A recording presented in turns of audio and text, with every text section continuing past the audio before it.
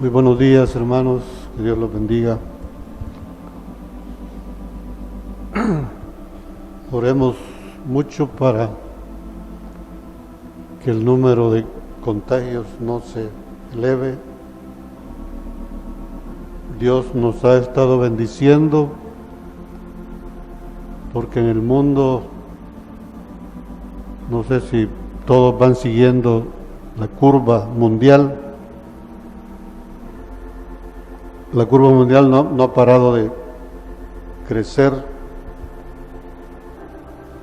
y aquí en El Salvador se ha mantenido, no va conforme a ese patrón, sino que se ha mantenido a un nivel bajo.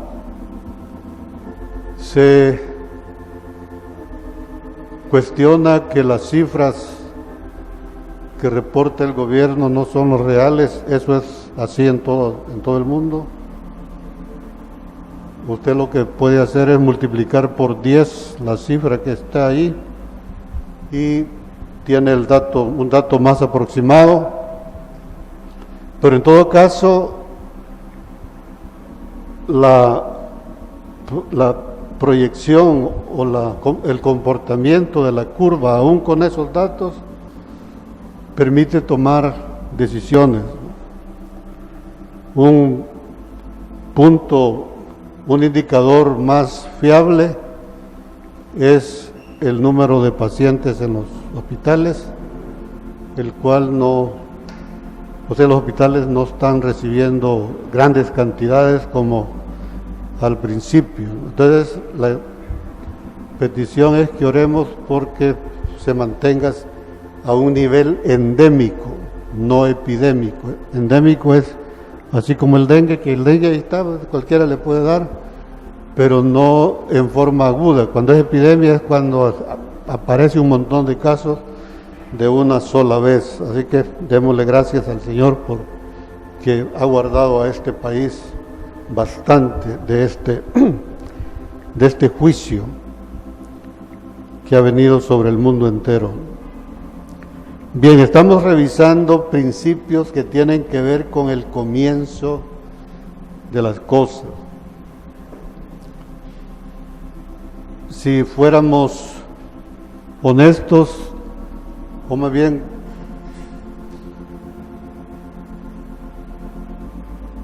si fuéramos más,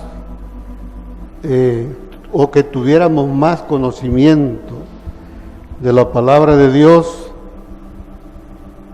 son cosas que deberíamos de haber revisado hace mucho tiempo. Pero hoy lo que estamos haciendo es tratando de poner en orden los pensamientos. ¿Qué es lo que ocurrió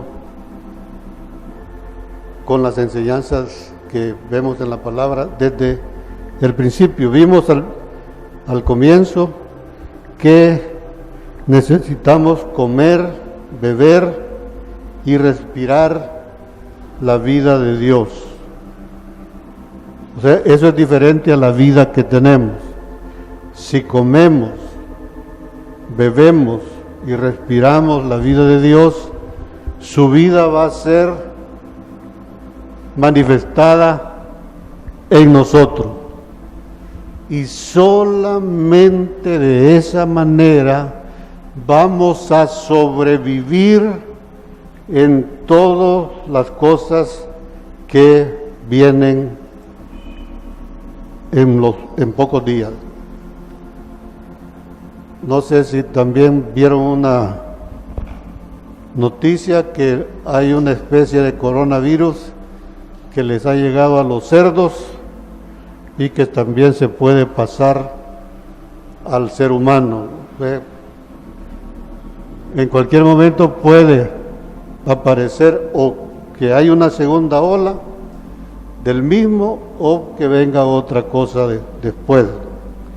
Entonces, solamente si estamos comiendo, bebiendo y respirando la vida de Dios, vamos a sobrevivir en este mundo hasta que Dios quiera, ¿no? También vimos que salimos de lo celestial a lo terrenal Y entonces la idea de Dios es que regresemos de lo terrenal a lo celestial. Y para eso tenemos que seguir los principios que la Biblia nos enseña. Yo escogí un versículo, o más bien una cita, que está en Primera de Pedro 2, del 1 al 4, donde dice que debemos de desechar lo que somos: envidia, malicia, avaricia, adulterio, fornicación, malos deseos. Todo lo que nosotros somos debemos de desecharlo y desear como niños la leche espiritual no adulterada. En ese versículo va el proceso: desechar lo que somos, beber la leche espiritual. Beber la leche espiritual nos va a permitir crecer para llegar a la madurez. Y cuando ya tengamos la madurez, vamos a tener acceso a otro tipo de conocimiento, cosas ocultas. Pero siempre vamos a comer aquí. O sea, al principio comenzamos con cosas sencillas y más tarde, cuando alcancemos la madurez, van a aparecer las cosas ocultas. Algo que yo he dicho varias veces es que el mensaje de los profetas, por ejemplo, el libro de Job, el libro de Levítico, el lenguaje que usan los profetas, todavía no lo hagan, solo pedacitos así aislados, ¿verdad? Tengo la sospecha que el mensaje de los profetas tiene que ver con este tiempo, o sea, de aquí en adelante, pero no lo alcanzo a ver. Y la Biblia fue dada para que la conozcamos, o sea, es algo que deberíamos en algún momento, deberíamos de conocer. Entonces, es un proceso. Ahí están en ese orden: desechar lo malo, beber la leche. Eso nos permite crecer para llegar a la madurez. En la práctica, eso va sucediendo simultáneamente.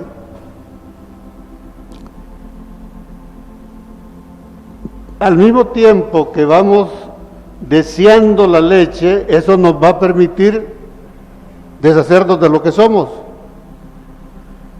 y vamos a crecer.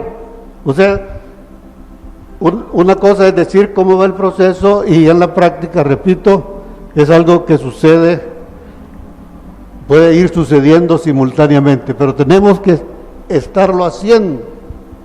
Si no lo hacemos, no vamos a crecer. Así de sencillo, ¿no?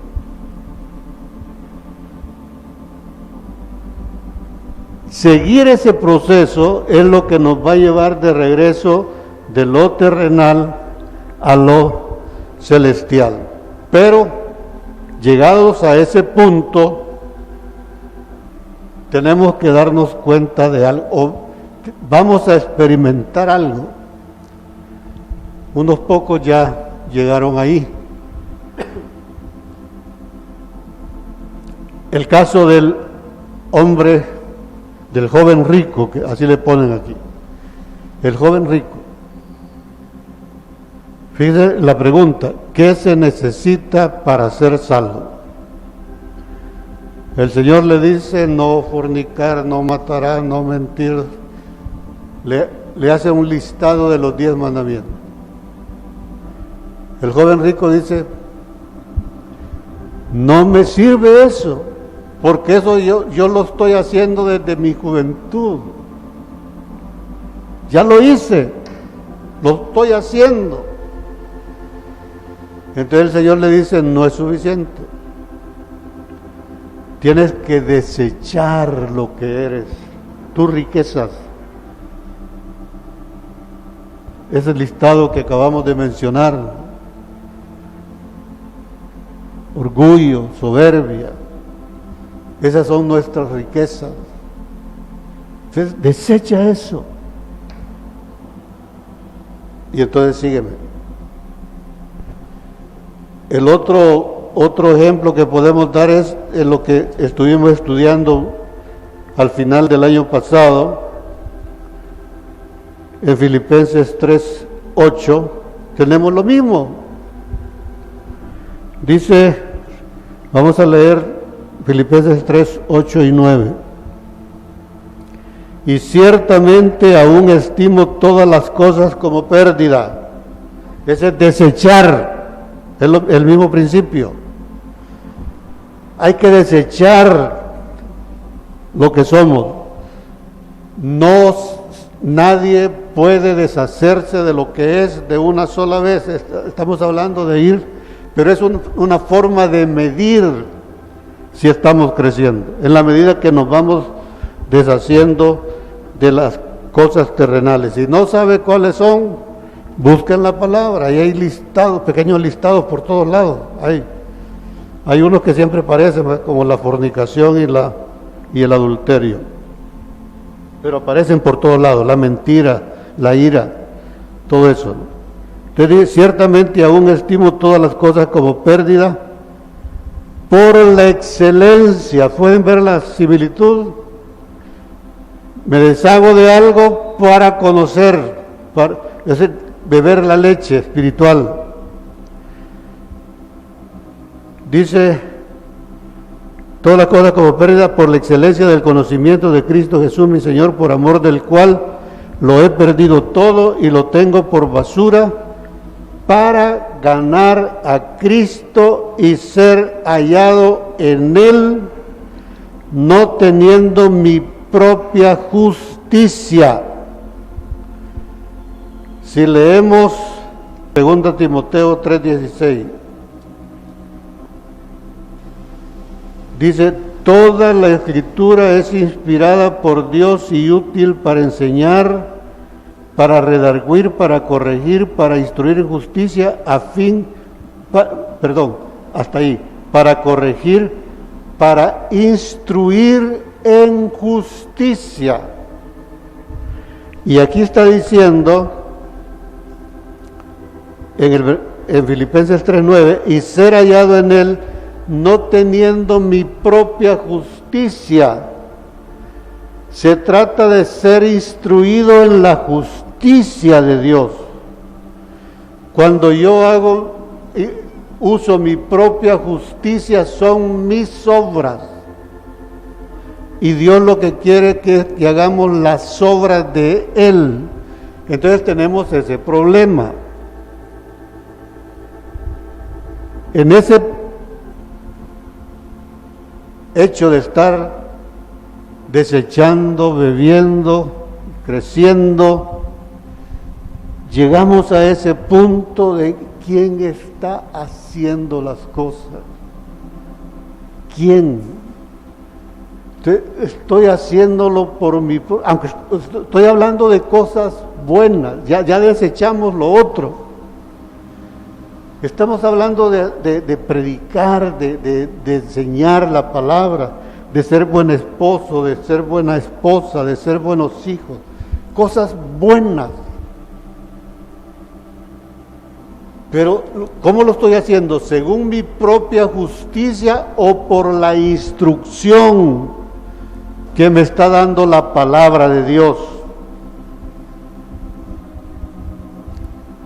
¿Qué es lo que necesitamos para hacer ese cambio, ¿no?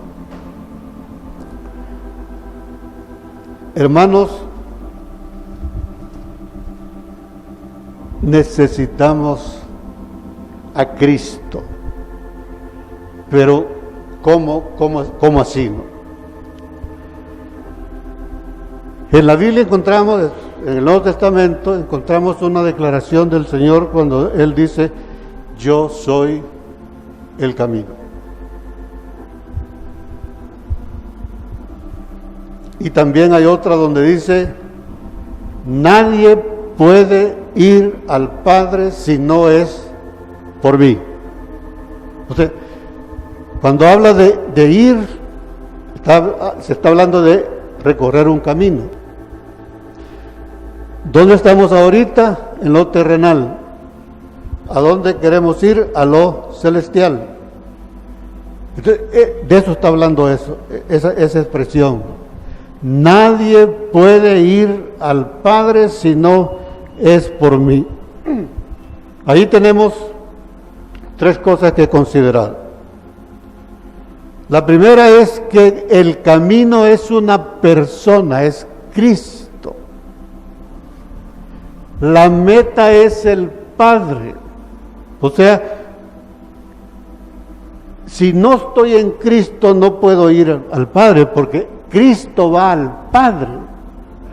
Entonces, para que yo pueda ir al Padre, tengo que estar en Cristo. Por eso dice Filipenses, y ser hallado en Él, no teniendo mi propia justicia, ¿no?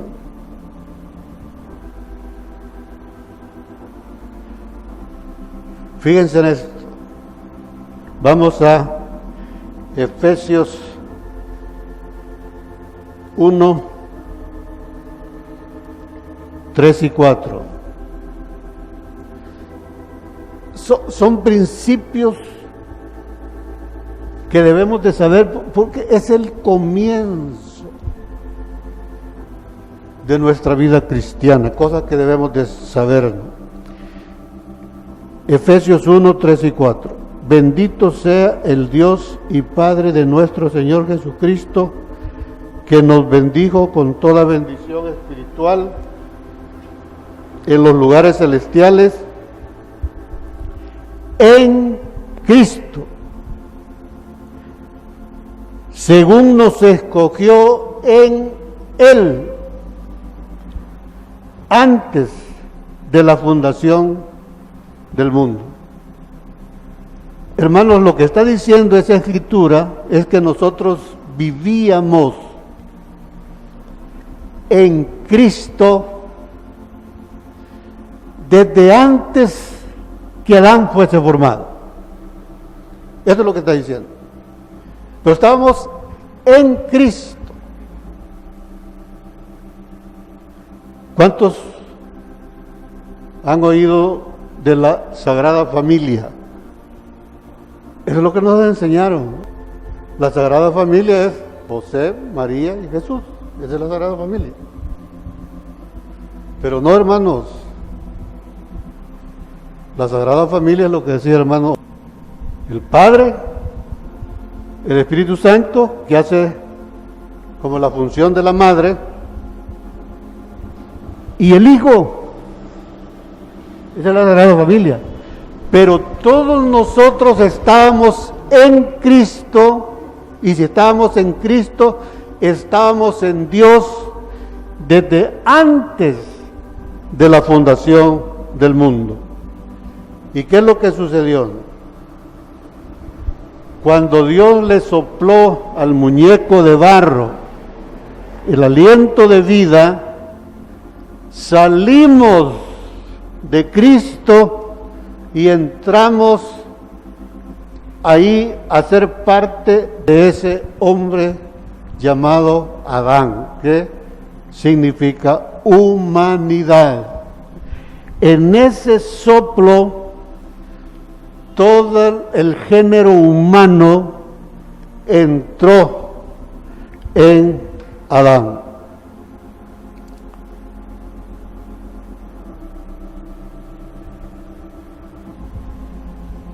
¿Por qué nos sacó de estar en Él? No es algo que puedo probar con la Biblia, sino que es como una conclusión. Fíjense, en cada célula de mi cuerpo estoy yo. O sea, si un biólogo toma una célula de mi cuerpo y la introduce en un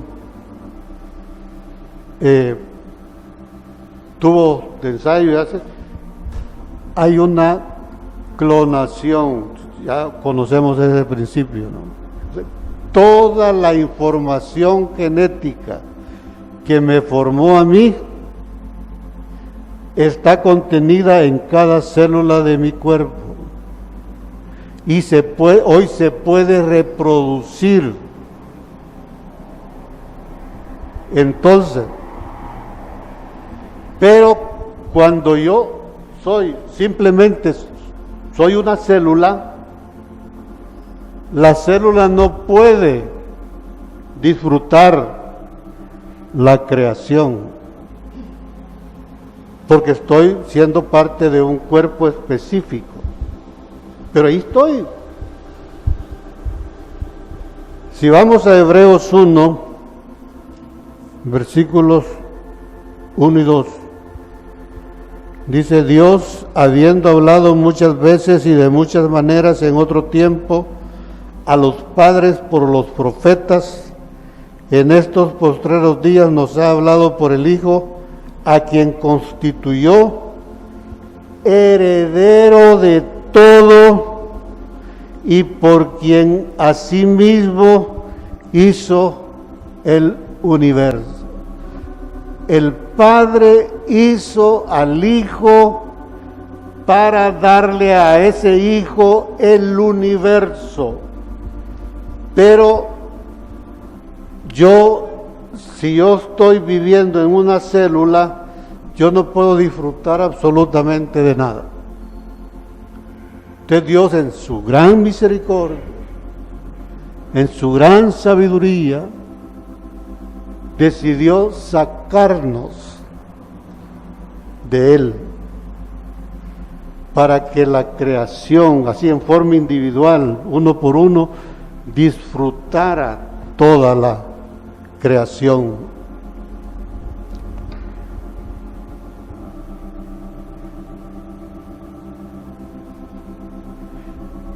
Dice el Evangelio también que nosotros Él salió del Padre y va a regresar al Padre. Vamos a 1 Corintios 15, del 25 al 28. Dice: porque preciso es que Él reine hasta que haya puesto a todos sus enemigos debajo de sus pies. Fíjense, insisto en esto, tenemos que poner atención a cada palabrita de lo que leemos. Primero lo leemos, después debemos de poner atención en cada palabrita y relacionarlo con toda la Escritura. Fíjense en la expresión: porque preciso es que Él reine hasta que haya puesto a todos sus enemigos debajo de sus pies. En el principio, hablando de Adán, cuando Dios decidió formar a Adán, dijo: hagamos al hombre a nuestra imagen y semejanza para que señoree, para que sea el rey sobre los animales, sobre toda la creación. Él debía ser el rey. Pero en Hebreos capítulo 2, del 5 al 8, porque no sujetó a los ángeles el mundo venidero acerca del cual estamos hablando, pero alguien testificó en cierto lugar diciendo: ¿qué es el hombre para que te acuerdes de él? ¿O el hijo del hombre para que le visites? Versículo 7, pongamos atención aquí. le hiciste un poco menor que los ángeles, le coronaste de gloria y de honra, y le pusiste sobre las obras de tus manos. Todo lo sujetaste bajo tus pies, bajo sus pies, perdón. Todo lo sujetaste bajo sus pies. Está hablando de Adán.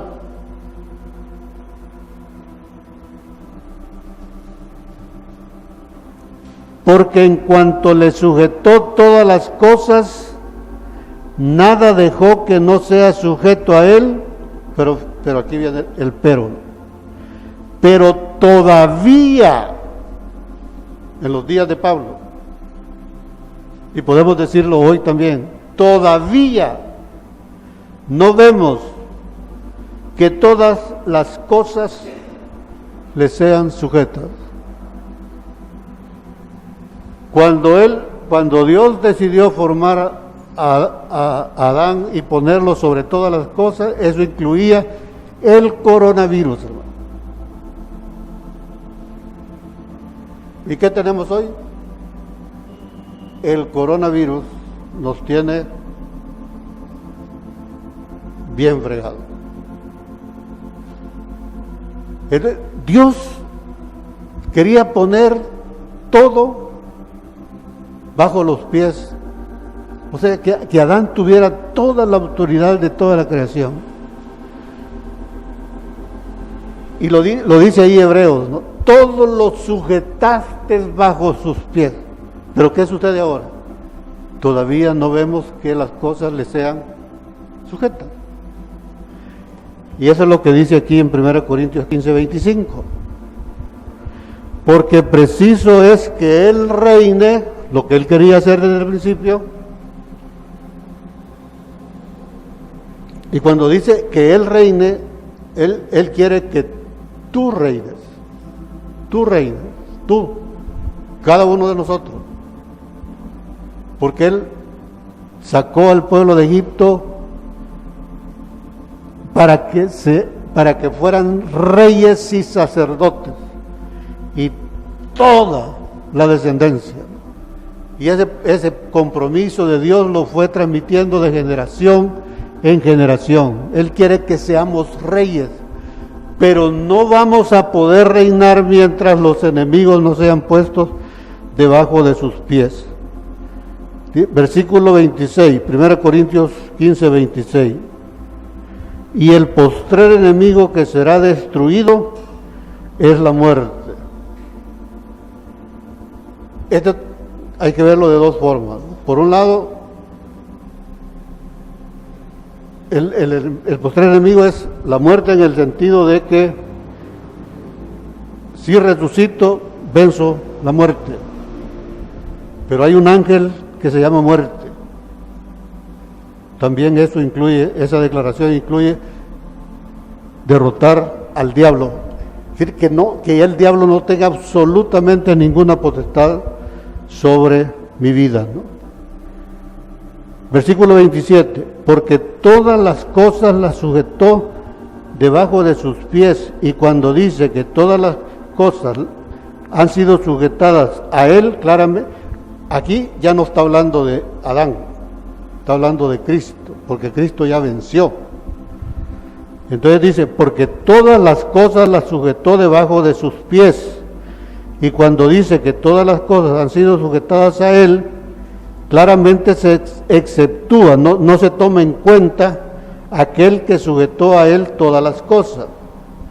Pero luego que todas las cosas le estén sujetas a Cristo, entonces también el Hijo mismo se sujetará al que le sujetó a Él todas las cosas, para que Dios sea todo en todo. O sea que lo que está diciendo aquí es que nosotros tenemos que entrar primero en Él, y luego que entremos en Él, Él va al Padre y vuelve lo mismo, solo que hoy ya no como al principio, que Dios estaba solo, Él se sintió solo, en su creación y decidió tener compañía. Imagínense ustedes, hermanos, cuando a veces somos tan ingratos, no sé qué palabra usar, que al no entender lo que Dios quiere hacer, ¿sí? ¿Y para qué me tuvo? Esa expresión a veces la usamos con nuestros padres, en lo natural. Porque cuando nos va mal en la vida, decimos, ¿para qué nací? O sea, hay varios. Job decía eso, ¿no? ¿Por qué no me morí en el vientre de mi madre? O sea, cuando estaba con todo el dolor de lo que estaba llegando sobre su vida, ¿no? Pero cuando vemos lo que Él quiere hacer, debemos de darle gracias. Hoy estamos en la primera parte del nuevo nacimiento. La primera parte del nuevo nacimiento sirve para ver el reino. Aquí lo que está el Señor queriendo mostrarnos, que veamos el reino, para que deseemos llegar a Él.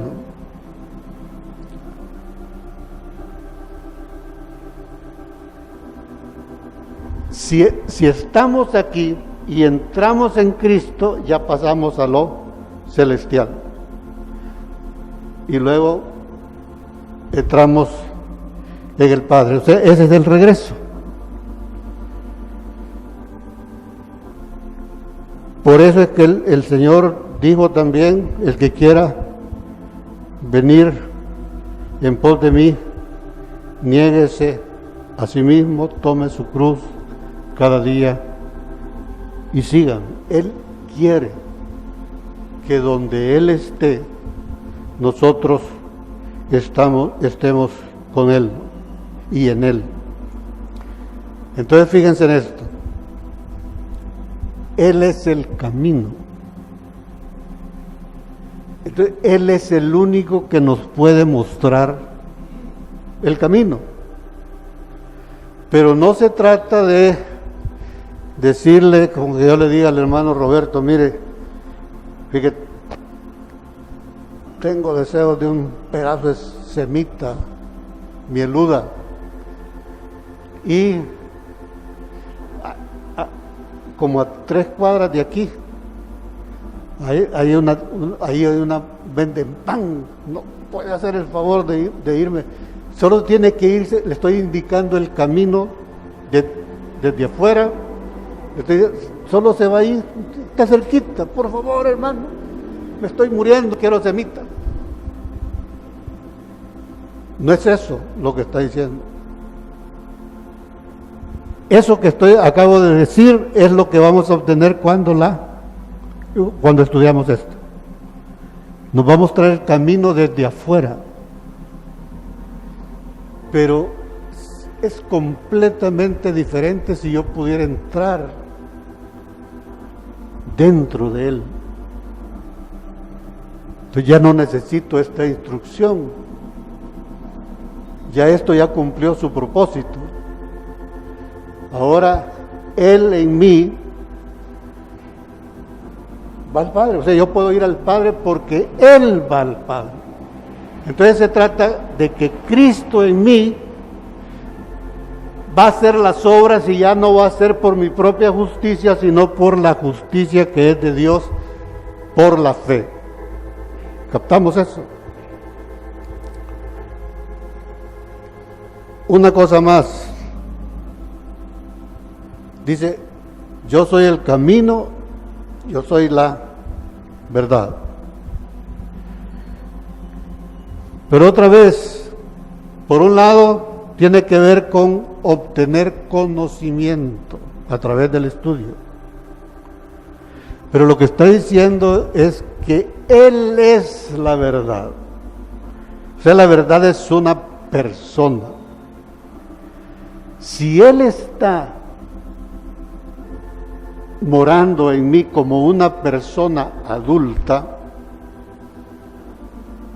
entonces todo lo que yo hable va a ser las expresiones que salgan de su boca. y esas palabras van a ser como una espada aguda de dos filos. No se trata de sana doctrina, la sana doctrina es la leche espiritual no adulterada, eso es sana doctrina, pero estamos hablando de algo más.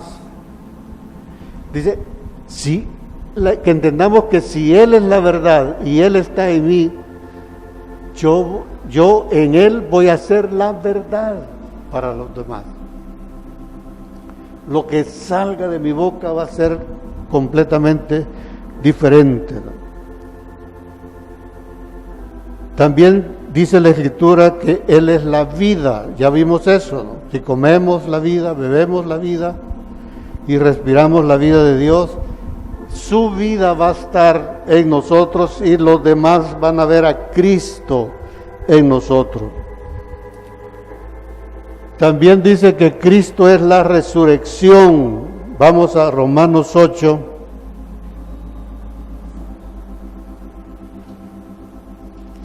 Versículos del 10 al 13.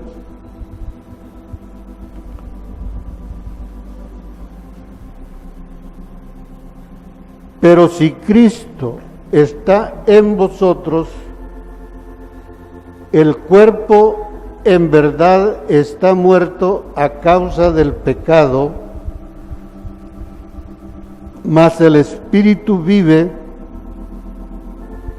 Otra vez aparece ahí la palabra justicia, a causa de la justicia. Y si el espíritu de aquel que levantó de los muertos a Jesús mora en vosotros, el que levantó de los muertos a Jesús vivificará también vuestros cuerpos mortales. Fíjense en el juego de palabras. Si Cristo está en vosotros, el cuerpo está muerto. Dice en el 10, mas el espíritu vive a causa de la justicia. El espíritu vive a causa de la justicia.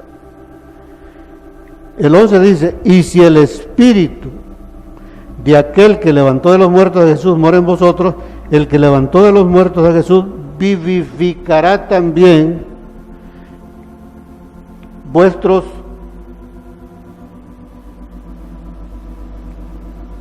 cuerpos mortales. Hermanos, seamos lógicos de qué está hablando aquí, ¿no? No está hablando del cuerpo físico. Si la idea es que Él puede vivificar mi cuerpo físico, no moriría físicamente. Vivificar, si ustedes buscan la palabra, también quiere decir resucitar. Se puede traducir como resucitar. Pero esta palabra vivificar se usa para resucitar cuando estamos vivos. O sea, es que Él nos dé la vida de Él y para sustituir mi vida. De eso está hablando. Entonces, si aquel que resucitó a Jesús está en nosotros, Él puede hacer lo mismo con nosotros. Vivificar nuestros cuerpos mortales, el alma. El alma está, aunque tengamos a Cristo, si Cristo es un primordio, o sea, una cosa pequeñita todavía en nuestra vida, nuestra justicia es la que va a prevalecer. Entonces aquí lo que está hablando es que Él debe crecer, el hecho de beber la leche espiritual para que podamos crecer. Entonces Él quiere resucitarnos cada día o cada momento.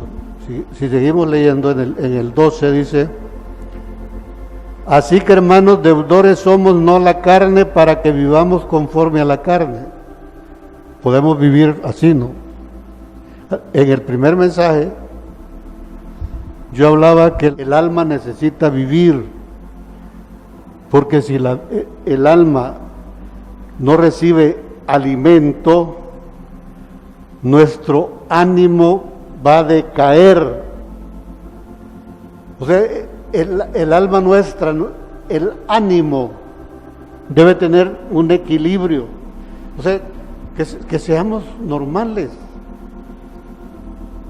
que no nos humillen, ni tampoco debemos de andar humillando a otros. O sea, el alma necesita un equilibrio. Entonces, necesitamos resucitar a eso.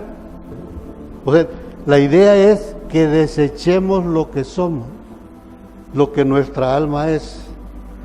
Porque aunque nuestro ánimo sea normal, que podamos relacionarnos con todos de forma normal, no andamos insultando, no andamos haciendo cosas malas, sino que nuestra alma está en equilibrio, y eso se puede lograr por métodos humanos,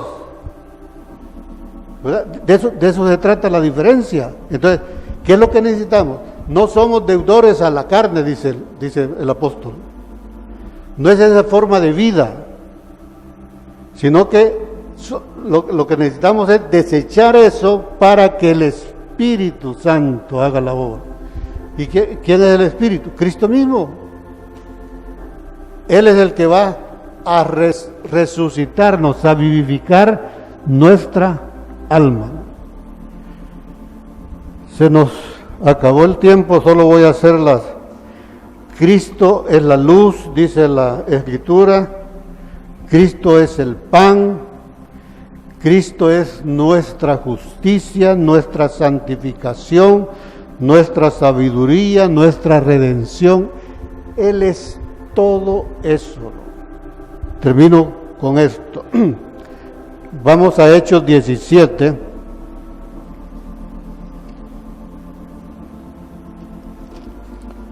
...24 y 25...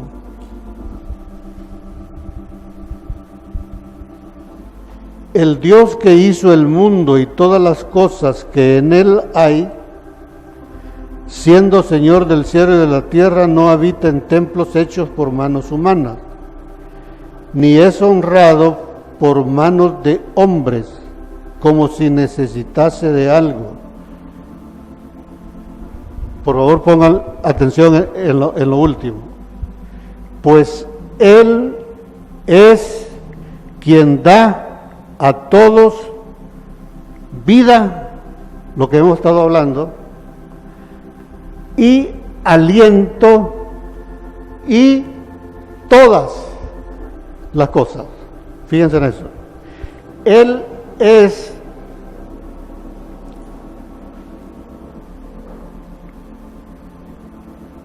quien da a todos vida y aliento y todas las cosas. Vamos a 1 Corintios 1, 4 y 5.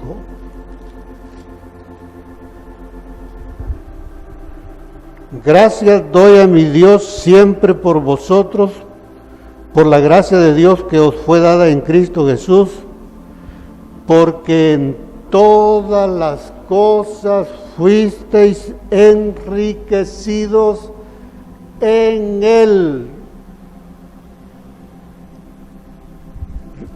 Tenemos que desechar nuestras riquezas para adquirir las riquezas de Él. 1 Corintios 1, 4 y 5. Gracias doy a mi Dios siempre por vosotros, por la gracia de Dios que os fue dada en Cristo Jesús, porque en todas las cosas fuisteis enriquecidos en Él, en toda palabra y en toda ciencia. Efesios 1, del 7 al 10.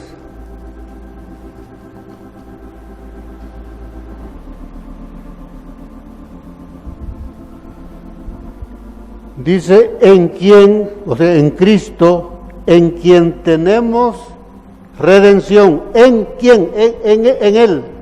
Por eso Pablo dice, ser hallado en Él. En Él tenemos redención, una cosa, por su sangre, el perdón de pecados, según las riquezas de su gracia, que hizo sobreabundar para con nosotros en toda sabiduría e inteligencia. O sea, puede darnos la sabiduría y la inteligencia, dándonos a conocer el misterio de su voluntad según su beneplácito, el cual se había propuesto en sí mismo de reunir todas las cosas en Cristo en la dispensación del cumplimiento de los tiempos. Para hoy, hermano. ¿Qué son todas las cosas? El camino, la vida, la verdad, la justicia, la redención, la fe. Esas son las riquezas de Cristo, que si Él crece en nosotros, vamos a ser herederos de las riquezas de Cristo. O sea, Él va a reunir, Él reúne todas las cosas en Cristo. Y ahora ese Cristo en nosotros y nosotros en Él nos permite disfrutar de esto. O sea, hermanos, Dios nos está ofreciendo todo eso. Entonces, lo material son añadiduras. Si buscamos esto, lo demás nos será dado. Amén.